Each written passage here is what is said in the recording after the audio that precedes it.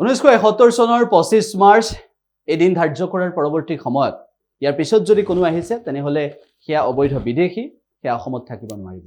কিন্তু 1971 চনৰ 25 মাৰ্চৰ আগত অহা সকলে ভাৰতত থাকিব পাৰিব, অসমত থাকিব পাৰিব আৰু বৰ্তমান সময়ত প্ৰকৃত বাংলাদেশী হয়নে নহয়, অবৈধ বাংলাদেশী হয়নে নহয় আৰু সেই বাংলাদেশীৰ নামত মুছলমান ৰাইজক নিৰ্যাতন চলোৱা হৈছে নেকি এই সন্দৰ্ভত আজিজুৰ ৰহমানে মন্তব্য পোষণ কৰিছে। ৰাইজৰ দলৰ নেতা আজিজুৰ ৰহমানে এই সন্দৰ্ভত মন্তব্য কৰিছে।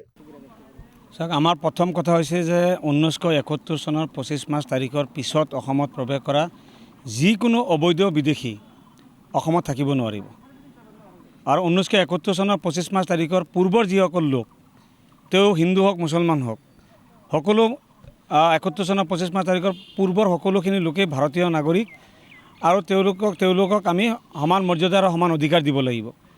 আজি যোৱা 2-3 দিন ধৰি আমি অসমৰ বিভিন্ন প্ৰান্তৰ পৰা আমি টেলিফোনত খবৰ পাই আছোঁ যে কিছু সংখ্যক লোকক আৰক্ষীয়ে আটক কৰি আছে বিদেশীৰ নামত। আমি আৰক্ষী কৰ্তৃপক্ষক অসম চৰকাৰক বা ভাৰত চৰকাৰক আমি আহ্বান কৰোঁ, যিসকল অবৈধ বিদেশী আপোনালোকে তেওঁলোকক ধৰক, আমাৰ কোনো আপত্তি নাথাকিব, আমি সহযোগ কৰিম। কিন্তু বিদেশীৰ নামত কোনোবা এজন স্বদেশী লোকক হাৰাশাস্তি কৰে যদি সেয়া কিন্তু মানি লোৱা নহ'ব। নিৰ্বাচন আহি আছে, অতদিন আপোনালোকে পাহৰি আছিলে, এতিয়া নিৰ্বাচন আহি আছে, এতিয়া আপোনালোকৰ নাটক আৰম্ভ হৈছে। গতিকে এই ধৰণৰ যদি সংখ্যালঘু মুছলিম মানুহক টাৰ্গেট কৰি বিদেশীৰ নামত পুনৰাই যদি ৰাজ্যখন উত্তপ্ত কৰিব বিচাৰে তেতিয়া কিন্তু আমি হাত সাৱটি বহি নাথাকোঁ। আমি গণতান্ত্ৰিকভাৱে আমি আন্দোলনৰ কাৰ্যসূচী ল'বৰ কাৰণে বাধ্য হ'ম।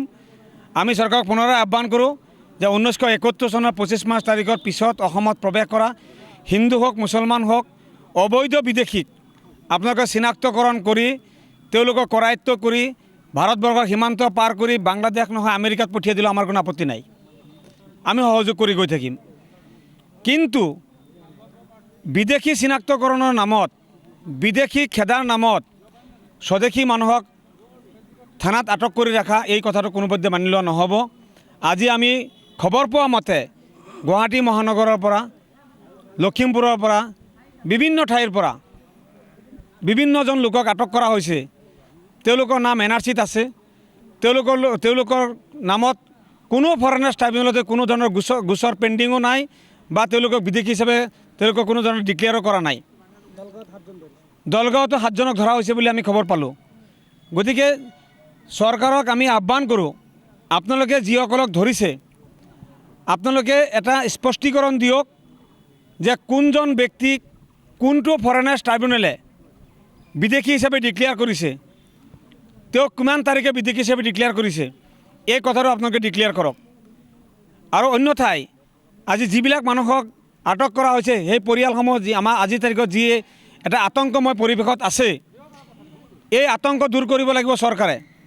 গতিকে চৰকাৰে যদি সঠিকভাৱে এই গোটেই বিষয়টো টেকেল নকৰে তেতিয়াহ'লে আমি ৰাইজৰ দলৰ ফালৰ পৰা আমি এক বৃহৎ আকাৰে গণতান্ত্ৰিক আন্দোলনৰ কাৰ্যসূচী ল'বৰ কাৰণে আমি বাধ্য হ'ম। আমাৰ কথা আমি আকৌ কৈ আছোঁ যে আমি বিদেশীৰ পক্ষত নাই, কিন্তু কোনো স্বদেশীক বিদেশী চিনাক্তকৰণ বা বিদেশী খেদাৰ নামত অত্যাচাৰ কৰিব, নিৰ্যাতন কৰিব, চৰকাৰী পৃষ্ঠপোষকতাত বা চৰকাৰী পুলিচে তেওঁলোকক আটক কৰি গোটেই নিশা ৰাখি থ'ব, গোটেই দিনভৰ তেখেতসকলক থানাত আবদ্ধ কৰি ৰাখিব, পুলিচৰ আৰক্ষী ছাউনীত ৰাখি থ'ব, এনেকুৱা ধৰণৰ কামবিলাক কৰিব দিয়া নহ'ব। গতিকে চৰকাৰে যিসকলক আটক কৰি আছে তেওঁলোকৰ স্পষ্টীকৰণ দিয়ক যে তেওঁলোক সঁচাকৈ বিদেশী নে আচলতে স্বদেশী হয়। আমি গম পোৱা মতে ডিটেনশ্যন কেম্পত দিন অতিবাহিত কৰি অহা লোককো আবদ্ধ কৰি আছে। মাননীয় উচ্চতম ন্যায়ালয়ে নিৰ্দেশনা দিছে যিসকল লোক ডিটেনশ্যন কেম্পত আবদ্ধ হৈ থাকে তেওঁলোকক 2 বছৰ অতিক্ৰম কৰাৰ পিছত তেওঁলোকক মুকলি কৰি দিব লাগিব। তো মুকলি কৰি দিয়াৰ পিছত আকৌ কিয় তেওঁলোকক আবদ্ধ কৰি থকা হৈ আছে? বাংলাদেশৰ লগত কিবা প্ৰত্যাৱৰ্তন চুক্তি কৰা হৈছে নেকি? বিদেশী প্ৰত্যাৱৰ্তন কৰা চুক্তি হৈছে নেকি? যদি হৈছে সেই কথাও ৰাজহুৱা কৰিব লাগে। আৰু যিসকল ডিক্লেয়াৰ্ড ফৰেনাৰ আছে তেওঁলোকক বাংলাদেশ চৰকাৰক গতাই দিয়া হওক।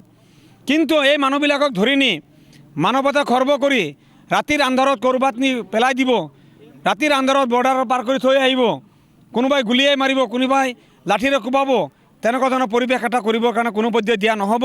এই কথা স্পষ্ট। আৰু এই কথা আমি আমি অসম চৰকাৰ আৰু ভাৰত চৰকাৰক আমি জনাই দিছোঁ